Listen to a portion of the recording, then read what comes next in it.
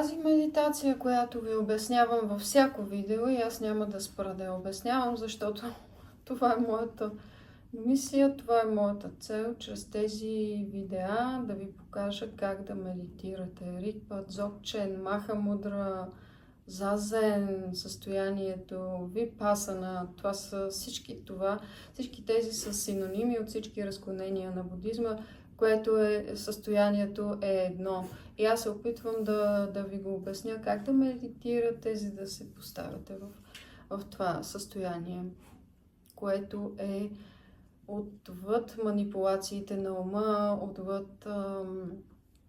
отвъд страданието. Това състояние, но то първо трябва да минете през кълта, трябва да минете през страховете си. И както един лотос, той израства от кълта, от тези проблеми, от страданието, което имаме, защото ние сме хора и това е природата на живота. Чрез тези страдания ние може да осъзнаем посоката, може да ни дойде решението да се занимаваме с нещо духовно. Пробвай тази медитация, виж как се чувстваш, тя е за християни, мюсюлмани, сикхи, всички. Тя е отвъд религията. Това е философия, това е път към вечното щастие, път към просветлението. И Будата е казал: ей хора, аз достигнах чрез тази медитация това състояние и всеки един може да го постигне това състояние. Заставаме с кръстосани крака, дясната ръка е върху лявата, палците леко се докосват, нагласяме се, краката бутат пода, главата се стреми да докосне небето. По този начин заставаме, тялото е отпуснато, езикът е залепен за небцето. Ако желаем, можем да се фокусираме, преди това можем да затворим очи. Иначе идеята е да гледаме пред нас на около 35 градуса.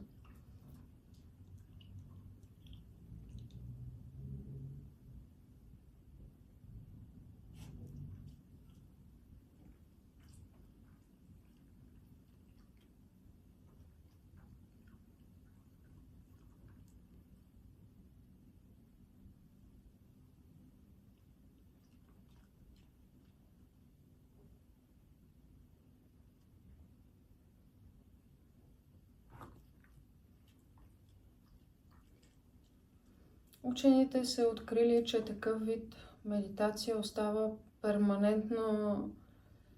перманентен отпечатък върху ума. Ума не е мозъка, ума се намира в сърдечната чакра, не е мозъка, ума. Оставя перманентен отпечатък, както по време на медитация вие сте преборили някакви страхове и демони и докато седите стават страшни работи понякога. Обаче след това имате един щастлив ум. И как няма, като сте победили демоните в себе си. И след медитация, онази част в мозъка е проверено от учени, която отговаря за щастието, тя остава осветена.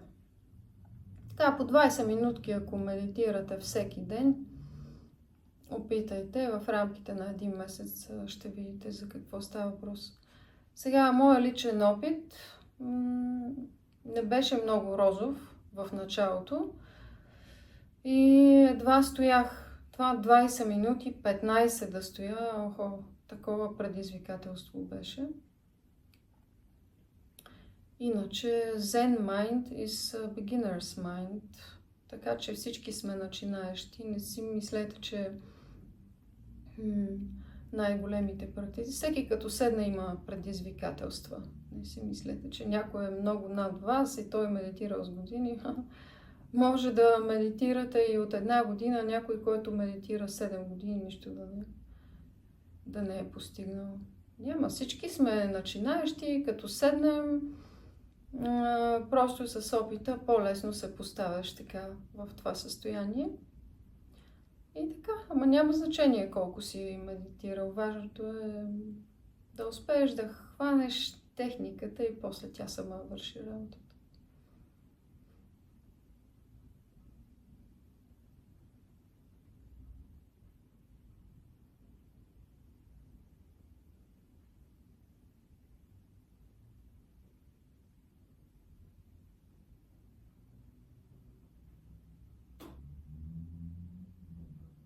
Понякога ще имате радостно чувство от медитацията, понякога пък ще сте видяли някаква тъга, друг път ще имате неутрално чувство. Въпросът е, когато сядате, след това да пренесете тази осъзнатост във всички действия през деня, които правите. Когато разговаряте с хората, да осъзнавате с кого сте, къде сте, какво казвате, как го казвате, той какво ви казва. Ама не, че да анализирате сега с ума си и с мозъка си да включвате, така да...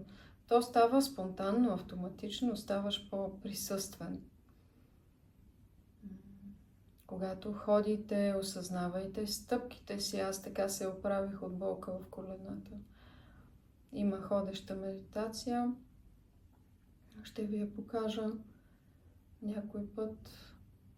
Ами то човек някой път стъпва накриво и хоп, и го болят колената, чуди се откъде. Не говорим за психосоматиката, за физическото. Нали, те са свързани. Но така, като осъзнаваш всяка стъпка, колко тежи, как вървиш. Направете си един мини ретрит, събота и неделя на осъзнатост. Да. Така с малко по-забавени движения, кое ще го хванете много ясно. По-бавничко се движете, по-бавничко си сипвайте кафето, по-бавничко го вкусвайте това кафе. Ох, това вкуса ще ви е на 100, по 100 умножен. Ще усещате всичко по 100. Да. Това е осъзнатостта. Маха Сати Патана Сутра. Тя идва от Будата, много давно е описана. В днешно време тази mindfulness, медитация, идва от будизма, да го знаете това нещо. Сати Патана Сутра. Да осъзнаваш позициите на тялото. Когато тялото е седнало, е седнало. Когато тялото върви, то върви. Когато тялото е изправено и просто седи и чака, то просто е изправено и чака. Когато тялото е легнало, всички тези 4 позиции на тялото има. Всичко да осъзнаваш, да виждаш какво виждаш, да чуваш каквото чуваш. Обаче да оставаш чуването в чуването. Можеш ли да анализираш този звук?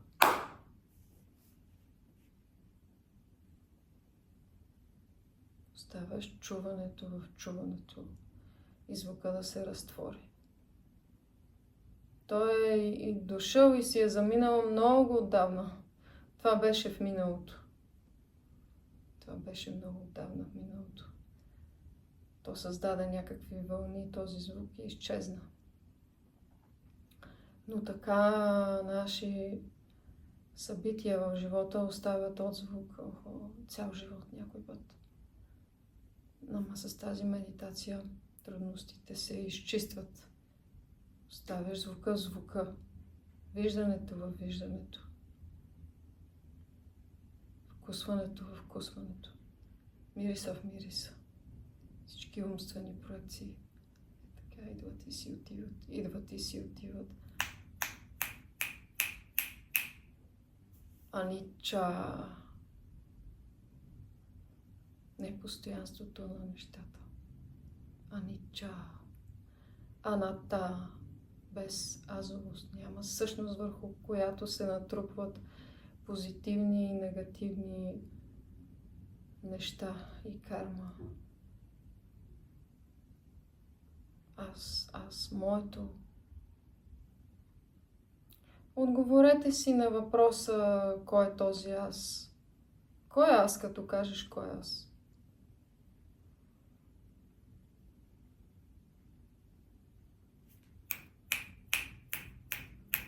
Така са мислите. Точно като този звук. дори стъпваш. Ти стъпваш, като ходиш. Осъзната медитация, ходеща медитация. Стъпваш, си викаш стъпката. Тя докато си е направил, вече движението, петата вече се е отлепила. Тя е в миналото. Хоп, хоп, хоп, хоп, хоп, хоп. Идва и си отива, ражда. Ражда се и умира, ражда се и умира, ражда се и умира, ражда се и умира, ражда се и умира, ражда се и умира. Всичко. Целият свят така. Клетките в нас раждат се и умират, раждат се и умират, раждат се и умират. Ние заспиваме и се събуждаме, заспиваме и се събуждаме, заспиваме и се събуждаме, заспиваме и се събуждаме и Будата се е пробудил, той не заспива отново в ума си. И така по време на медитация, както заспиваме и се събуждаме, така по време на медитация пробуждаме се някакси, мислите са много чисти и свежи и после пак малко се връщаме в това състояние през деня. Ама повече като медитираш и то състоянието много по-често присъства, много по-често. В медитация има едни паузи. Много хора като тръгват да медитират и си казват, аз не мога да медитирам. Нали, аз не знам на какви медитации сте ходили, но това е истинската медитация. Това не е релаксация, да легнеш да си представяш някакви неща. Това също е окей, но е друго. Има едни паузи по време на медитация, които се разширяват колко повече медитираш. И там има едно чисто небе, няма облаци, няма. И там е състоянието на амрита, на блажен. То е блаженство, не може да го наречеш голямо щастие, да си много щастлив. Не може да кажеш, че си много щастлив. Нито пък, че си потиснат, нито, че си... То не е много. То е така балансирано. Защото ако има много съм щастлив, ще има после много съм тъжен. И така се уравновесяват нещата по време на медитация. И изпитваш blissfulness, наслада, която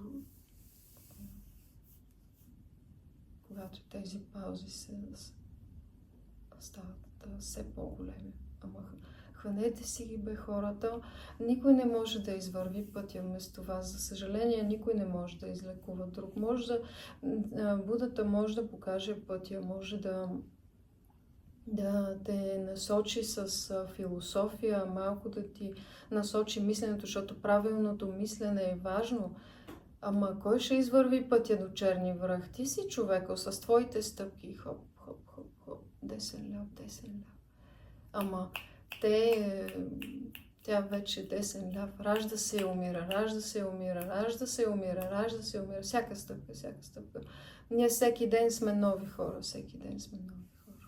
И всеки ден можем да променим мисленето си, можем да сме били доста заблудени и изведнъж си викаш. И тези учения така те насочват по пътя на сърцето, да отвориш сърцето си, да погледнеш истината, да гледаш с очите си какво видиш реалността. Не е дъгата, която е заблудата, истинската реалност.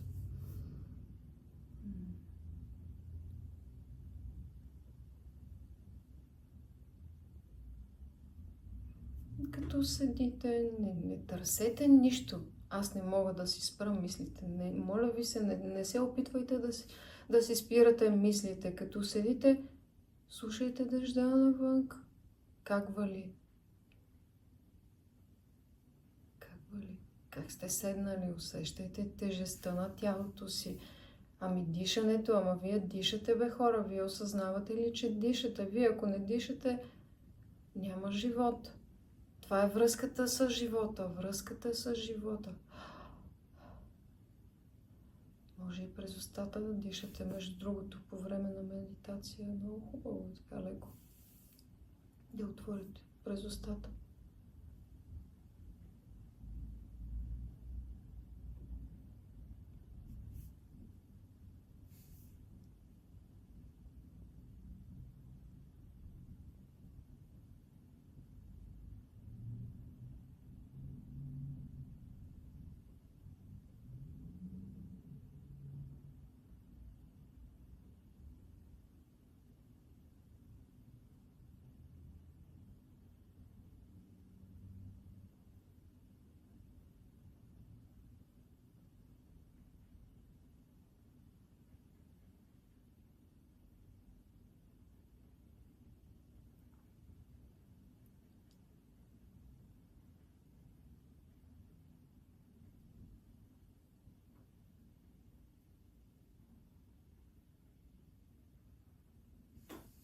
Мантрата на състраданието, мисля, че всички са чували. Ом Мани Падме Хум. Падма означава лотос, а на тибетски е Пема. Пема, лотос. Падма. Падма е на санскрит. Пема на тибетски. Лотос.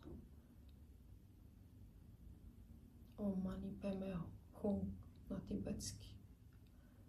И Ом Мани Падме Хум на санскрит. Едно и също.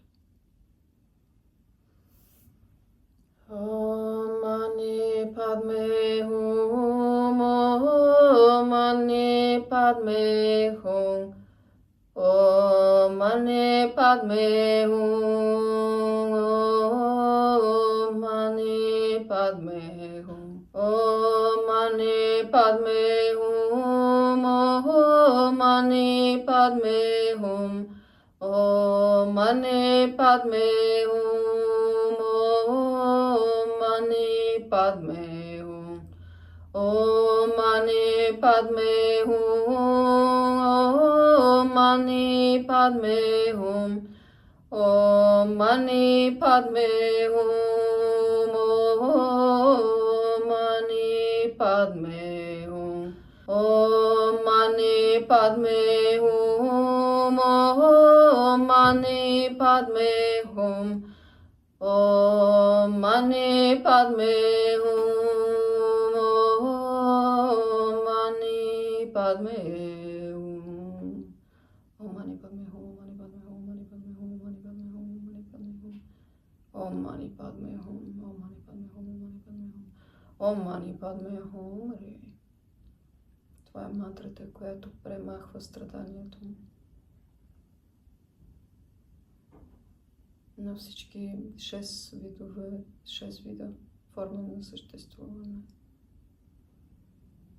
Долу са съществата от ада, след това са пред гладните духове, животните, хората, полубоговете и боговете. На всички тези 6 форми мантрата премахва страданието. Тя отваря сърцето. Може да си я пеете така, може просто да я чантвате, да я рецитирате. Тя защитава ума ви от негативни мисли. Нека всички същества бъдат щастливи и да имат причините за щастието. Нека никой не страда и да няма причините да страда. Нека всички същества се свържат с вечната радост отвъд тъгата. Нека всички пребиваваме в равновесие. Равновесие, което е отвъд омраза и силно привързване.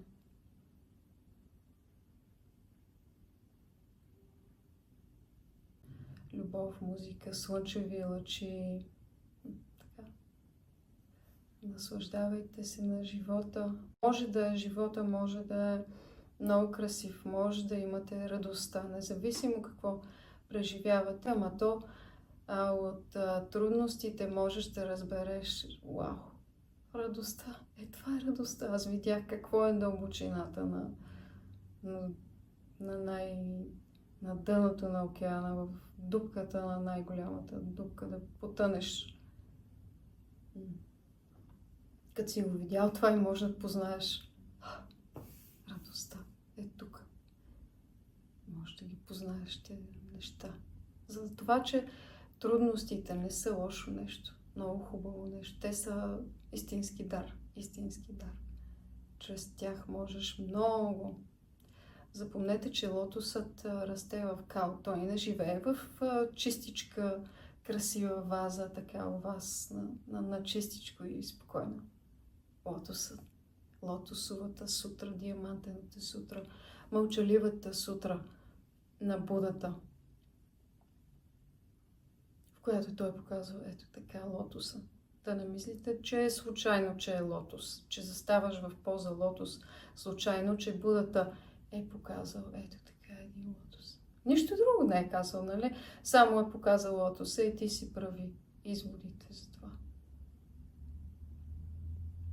Помнете, че лотоса идва от кълта.